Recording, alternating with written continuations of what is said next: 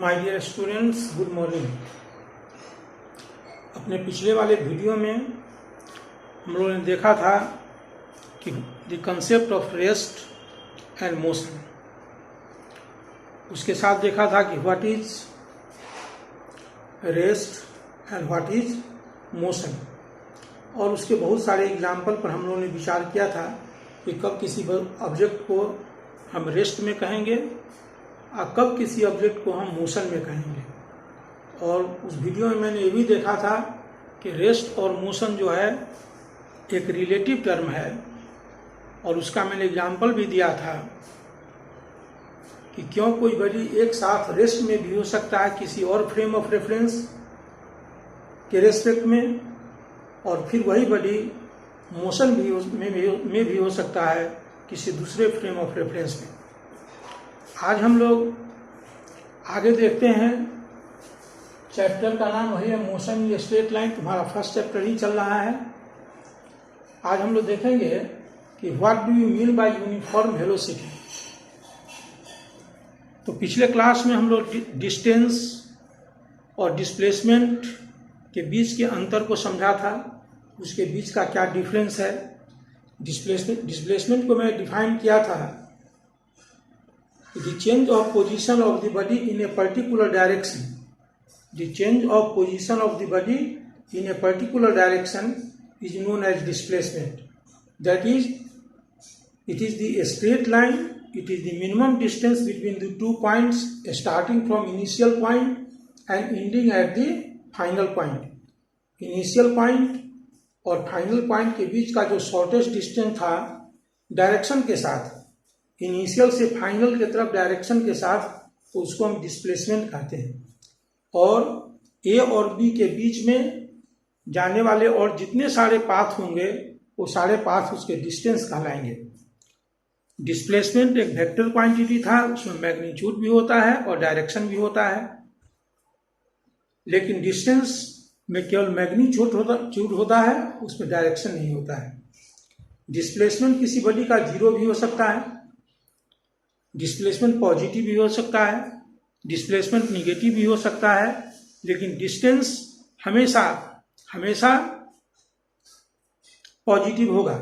Distance जो होगा वो कभी निगेटिव नहीं हो सकता है। 2 पॉइंट के बीच का डिस्टेंस जो होगा वो हमेशा पॉजिटिव होगा।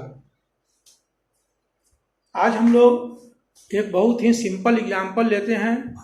पहला काम है कि तुम अपना नोटबुक और पेन लेकर के बैठोगे पढ़ने के लिए, और नहीं तो इससे अच्छा होगा कि वीडियो को मत देखो, क्योंकि यह कोई फिल्म का क्लिप नहीं है, किसी डांस का क्लिप नहीं है जिसको तुम देख लिए और तुमको आनंद मिल गया। फिर इसका आनंद तभी मिल सकता है कि तुम वीडियो को देखोगे, जितने सारे ड्राइंग्स है उस ड्राइंग्स को लिखोगे, लिख करके वीडियो को बार बार देख करके उसको समझने का प्रयास करोगे। अगर ऐसा नहीं करते हो तो तुम्हारा वीडियो देखना बेकार हो जाएगा।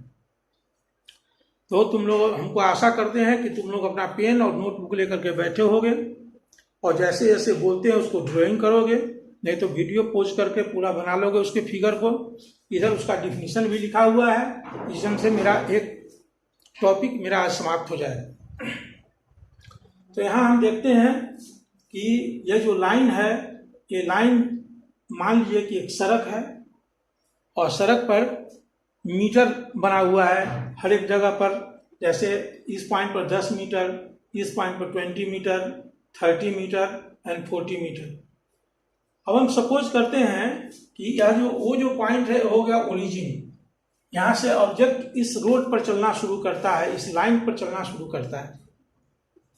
बात को ध्यान से समझोगे तो मान लेते हैं कि 1 सेकेंड में ऑब्जेक्ट आता है 10 मीटर पर, दूसरे सेकेंड में आ जाता है 20 मीटर पर, थर्ड सेकेंड में आ जाता है 30 मीटर पर, फोर्थ सेकेंड में आ जाता है 40 मीटर पर। इस प्रकार हम देखते हैं कि as time passes the position of the body is changing on this road. इस सड़क पर जैसे जैसे टाइम पास कर रहा है बॉडी का पोजीशन चेंज कर रहा है। 1 सेकेंड में बॉडी का पोजीशन चेंज किया है 10 मीटर, दूसरे सेकेंड में 20 मीटर हो गया है पोजीशन, तीसरे सेकेंड में 30 मीटर हो गया है पोजीशन, और चौथे सेकेंड में, फोर्थ सेकेंड में हो गया 40 मीटर। 40 मीटर पर बॉडी है। इसको इस इस पूरे पोजीशन और टाइम को जब टेबुलेट करते हैं तो मेरे पास एक टेबुलेशन आता है। ये हम लिए हैं पोजीशन मीटर में और टाइम ले लिए हैं सेकेंड में। पोजीशन जब 0 पर है उस समय टाइम 0 है। जब पोजीशन 10 मीटर पर था, ध्यान दोगे तो उस समय टाइम हो रहा था 1 सेकेंड। जब पोजीशन 20 मीटर पर था तो टाइम हो रहा था 2 सेकेंड। और when the position of the body is at 30 meter, the time of the watch is 3 seconds and at 40 meter it is 4 seconds। अब इस पोजीशन को हम लोग y एक्सिस पर दिखाएंगे, इसको y एक्सिस पर दिखाएंगे, पोजीशन को y एक्सिस पर, और टाइम को दिखाएंगे हम लोग x एक्सिस पर।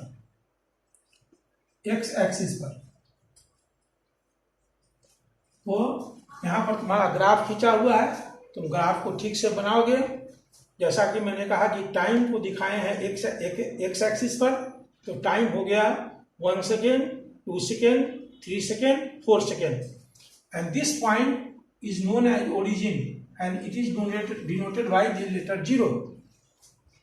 अब क्या करते हैं कि पोजीशन और टाइम के बीच में ग्राफ खींचते हैं। तो जब पोजीशन 0 है, टाइम 0 है, यानी y एक्सिस भी 0 और x एक्सिस भी 0, तो यह पॉइंट हो गया।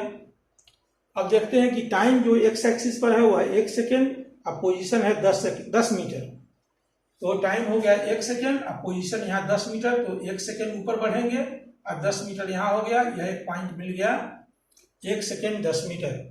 उसी ढंग से दूसरे सेकेंड पर यहाँ टाइम हो गया 2 सेकेंड और पोजीशन हो गया 20 मीटर, तो मुझको एक पॉइंट मिल गया।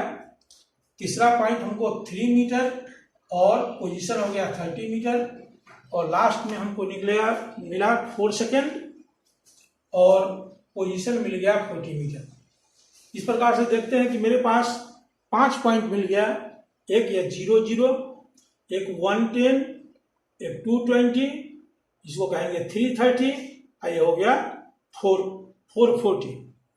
हर एक इसको अगर बनाएंगे तो x एक्सिस पर टाइम है, y एक्सिस पर क्या है, पोजीशन है। तो पहला मेरा हो गया 0-0, पहला पॉइंट हो गया 0-0, पहला पॉइंट है 0-0, दूसरा पॉइंट हो गया 110, तीसरा पॉइंट हो गया 220, थर्ड पॉइंट हो गया 330 और फोर्थ पॉइंट लास्ट में हो गया 440। और इसका जब ग्राफ खींचते हैं तो देखते हैं, और इस सारे पॉइंट को हम लोग जब मिलाएंगे हम देखते हैं कि हमको एक स्ट्रेट लाइन मिलता है। अब जो ध्यान देने वाली बात है, तो जब पोजीशन और टाइम ग्राफ खींचे और जब हमको स्ट्रेट लाइन मिल गया, इसका अर्थ है उस बॉडी का जो वेलोसिटी है उसको हम कहते हैं यूनिफॉर्म वेलोसिटी। तो हम कहेंगे कि बॉडी का जो वेलोसिटी है वो एकदम यूनिफॉर्म है। क्यों यूनिफॉर्म है? क्योंकि इक्वल इंटरवल ऑफ टाइम में बॉडी सेम डिस्प्लेसमेंट कवर करता है। हर एक 1 सेकेंड में बॉडी 10 मीटर का डिस्टेंस कवर करता है। पहले सेकेंड में 10 मीटर, पर दूसरे सेकेंड में भी 10 से 20, तो फिर 10 मीटर हो गया।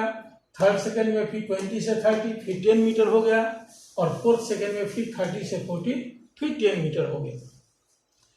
It means that body covers equal displacement in equal interval of time, and displacement is a vector quantity. The body is moving on the straight line. Body is moving on the straight line and it covers equal displacement in equal interval of time. Time interval कितना भी छोटा ले लेंगे, कितना छोटा से छोटा time interval लेंगे, 1 सेकेंड भी कम टाइम इंटरवल लेंगे, लेकिन हर एक इक्वल टाइम इंटरवल में यदि बॉडी इक्वल डिस्प्लेसमेंट कवर करेगा तो उस बॉडी के मोशन को हम कहते हैं यूनिफॉर्म वेलोसिटी। उसके बाद यहाँ पर हम डेफिनेशन लिख दिए हैं, इस डेफिनेशन को तुम नोट करोगे। Uniform velocity, if a body covers equal displacement in equal time interval, however small the time interval में बी। टाइम इंटरवल कितना से छोटा हो सकता है, कितना भी छोटा टाइम इंटरवल में बॉडी को चेक करेंगे और उतना ही टाइम इंटरवल में जब बॉडी के मोशन को जब चेक किया जाएगा तो लगेगा कि इक्वल इंटरवल ऑफ टाइम में बॉडी इक्वल डिस्टेंस कवर करता है और उसका पोजीशन टाइम ग्राफ क्या होगा, एक स्ट्रेट लाइन होगा। तो कहता है कि the body is said to be have uniform velocity. तो कहेंगे बॉडी का वेलोसिटी क्या है, यूनिफॉर्म है। और वेलोसिटी इक्वल टू होता है डिस्प्लेसमेंट बाई टाइम।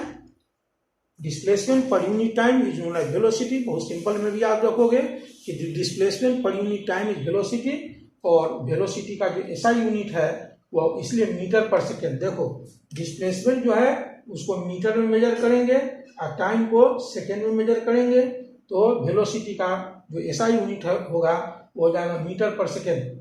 और चूंकि बॉडी डिफिनिट डायरेक्शन में मूव कर रहा है इसलिए उसके वेलोसिटी का डायरेक्शन भी क्या होता है, डिफिनिट होता है। इसलिए कहते हैं कि velocity is a vector quantity. Velocity is a vector quantity. इसको हम यहाँ पर मिटा के लिख देते हैं, velocity is a vector quantity. इसको तुम नोट कर लोगे। और ऐसा यूनिट हो गया कितना, मीटर पर second. And velocity is a vector quantity. Velocity is a vector quantity. Vector quantity.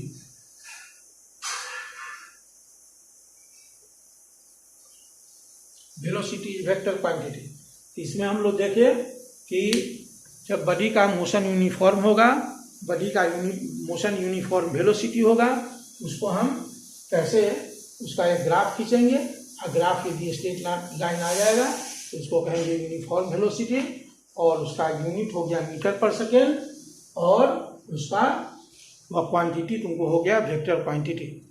अपने नेक्स्ट वीडियो में हम लोग देखेंगे कि यूनिफॉर्म स्पीड किसको कहते हैं।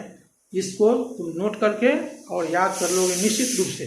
कॉपी कलम लेकर बैठोगे तो समझ में आ जाएगी बात। ठीक है, धन्यवाद।